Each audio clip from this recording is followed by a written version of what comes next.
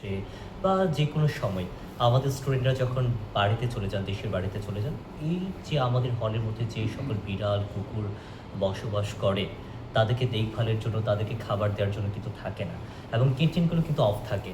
আমরা শুধুমাত্র এই শীতের ক্ষেত্রে না, আমরা গতবার আমাদের যে বড় একটা বন্ধ ছিল এবং সেক্ষেত্রে আমরা কিন্তু প্রতিটি হলে ক্যাট ফুড থেকে শুরু করে সকল কিছু পৌঁছে দেওয়ার আমরা চেষ্টা করেছি আমাদের ডাস্টের পক্ষ থেকে। আজকে আমরা সেই ধারাবাহিকতায় আমরা জগন্নাথ হলে এসেছি। জগন্নাথ হলে এখানে যে বিড়ালগুলো আছে, সেই বিড়ালগুলো এই শীতের মধ্যে যাতে তারা ভালোভাবে থাকতে পারে। আমরা দেখেছি অলরেডি যে আপনার বিভিন্ন হলের ক্ষেত্রে অলরেডি আপনার বেশ কিছু বিড়াল মারা গেছে।